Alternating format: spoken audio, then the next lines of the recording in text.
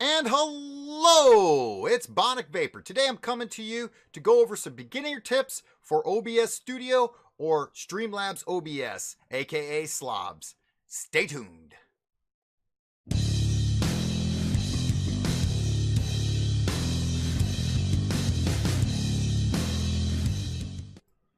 Okay, the first thing you want to do is you want to open up your OBS Studio.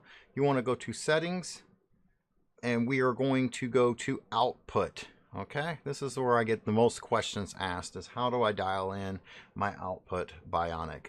I usually stick between 4,000. The reason for this is because the fact that the Facebook Live allows at a max of 4,000 kps or 4 megabits per second, and I find this to be a good video bit rate output for Twitch as well. You can go up to 6,000 on Twitch. Matter of fact, I've even gone beyond that, just testing it.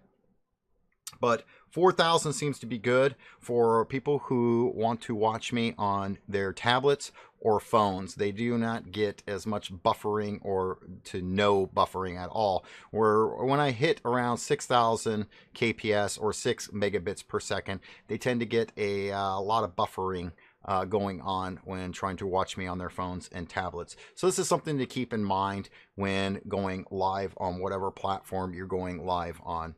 The next thing is leave the encoder at times 264. You want to use that. The audio bit rate, I go with 96. The reason for that is that's what Twitch recommends. You can go as far up to as 160 on Twitch and 128 on Facebook. But once again, I find 96 works just fine. I've played around with it, increased it, decreased it, and people don't seem to notice a difference. Obviously, if you have a great streaming rig already set up and you have an excellent high quality mic and mixing board that it's going into, obviously you want to get more bang for your buck. So try to go with a higher audio bit rate output for that. Leave these two checked, which is enabled advanced encoder settings and enforce streaming service bitrate limits.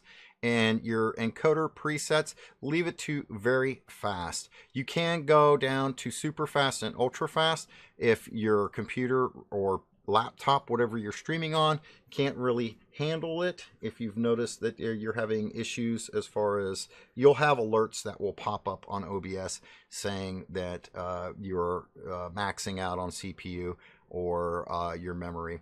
We'll go into recording at a future video. Let's go ahead and we will skip over to audio.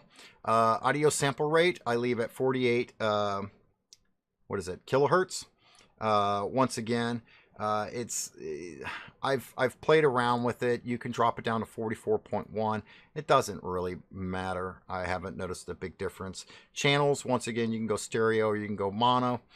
This is the important one right here. A lot of people say, well, Bionic, I have this nice microphone, but my cam mic is picking me up. So you want to make sure that you have the microphone that you have plugged in selected.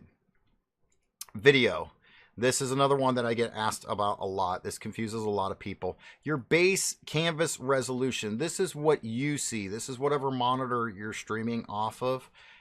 This is what that's going to be, and whatever that is set at, your resolution, whatever resolution is set at on your monitor, that's what that's going to be. Now, however, 1600 by 900 is going to look kind of wonky for other people unless they have the same old Samsung 19-inch widescreen gaming monitor that I have. But I would recommend going at 720. So you can go higher, you can go to 1080, but obviously if this is a lower number, it's going to look more fuzzy, more pixelated, so on and so forth. Where this actually improves my stream because it's taking this base resolution and it is squeezing it down into a smaller output resolution. So this is what your viewer will actually see. 30 frames and 60 frames. If you're just playing regular type games, I would recommend staying at 30 frames per second.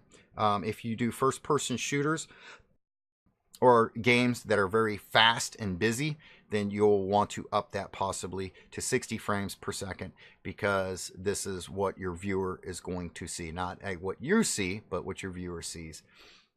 So you could have your game set at 60 frames per second via your graphics card, but this is what I recommend, is going with the 30 frames per second.